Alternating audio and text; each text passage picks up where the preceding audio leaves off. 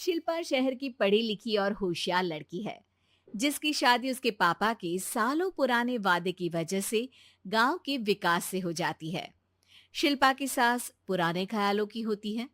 अरे शहर की हो, इसका मतलब ये नहीं कि जो मन आए करोगी। घर के कुछ नियम है जो तुम्हें भी मानने पड़ेंगे। हाँ। मम्मी, मुझे रीति रिवाज से कोई दिक्कत नहीं है, पर ऐसे नियम जिनका कोई मतलब ना बने, वो तो गलत है। हाय, देखो तो।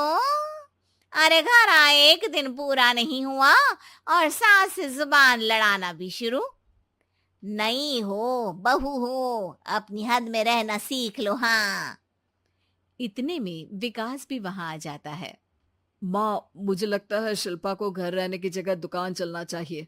इसकी नई चीजों की समझ और सोच हमारे बिजनेस के लिए बहुत अच्छी रहेगी। बेटे की बात सुनकर माँ को बहुत गुस्सा आ जाता है। अच्छा, अरे बीवी के आते ही तेरे तो सुर बदल गए। अगर ये दुकान जाने लगी तो गांव में क्या इज्जत रह जाएगी हमारी है? लोग क्या कहेंगे? ये कहीं नहीं जाएंगी बस। हाँ। माँ के आगे और कुछ बोले बिना विकास वहां से चला जाता है और सास शिल्पा को घर के कामों में लगा देती है।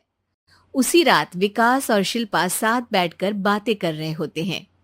मम्मी ऐसा क्यों सोचती हैं कि औरतें कुछ नहीं कर सकती, और उन्हें लोगों की इतनी चिंता क्यों है? पापा की डेथ के बाद माँ ने दुकान संभालने की कोशिश की थी, पर लोगों ने उल्टी सीधी बातें सुनाकर उनका आत्मविश्वास इतना गिरा दिया कि वो कुछ कर ही नहीं पाई और सोचने लगी कि शायद औरतें ये सब कर ही नहीं सकती। इसलिए उनसे भी नहीं हुआ। लोगों की यही तो दिक्कत है, उन्हें अपने से ज्यादा दूसरे की जिंदगी में स्वाद आता है।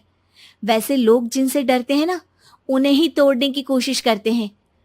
आप फिक्र मत करो, मम्मी की सोच बदलने का तरीका है मेरे पास। और अगले ही दिन से शिल्पा अपनी सास की सोच बदलने और लोग क्या कहेंगे के डर को खत्म करने की जद्दोजहद में जुट जाती है। मम्मी, आपको पता है, गीता बबीता, अरे जिनके ऊपर दंगल फिल्म भी बनी है, मैं फिल्म बिल में नहीं देखती। हाँ। वो हरियाणा की लड़कियां हैं। दोनों रेसलर हैं। उन्होंने जब ये शुरू किया था ना, तो लोगों ने बहुत बातें बनाई, बुरा भला बोला, मजाक भी बनाया, लेकिन उन्होंने ना किसी की सुनी, ना अपने ऊपर से विश्वास खोया और ना ही हार मानी। और देखो आज किस मुकाम पर है। अरे तो ये सब मुझे क्यों सुना रही है? हाँ। नहीं नहीं, बस ऐसे ही, हमें अपने आसपास की खबरें तो रखनी चाहिए ना। ऐसा कहकर शिल्पा अपनी सास को सोच में डालकर वहां से चली जाती है। अब शिल्पा हर दिन दुनिया के अगेंस्ट अपनी हिम्मत से सक्सेसफुल बनने वाली लड़कियों की कहानी अपनी सास को सुनाने लगती है। इसी तरह कुछ समय बीत जाता है। और माँ, आजकल बहुत चुप चुप रहती हो, सब ठीक तो है ना? बस कुछ सोचती रहती हैं, इसीलिए ज्यादा बोल नहीं पाती। ऐसा क्यों हुआ माँ? कोई दिक्कत है क्या? अरे तेरी पत्नी ही दिक्कत है? मैंने क्या किया? अरे रोज मुझे कुछ समझाने के मकसद से एक नई कहानी सुनाती है, पर खुद नहीं जानती कि मुझे सब पहले से पता है। हाँ। तो फिर दिक्कत क्या है माँ?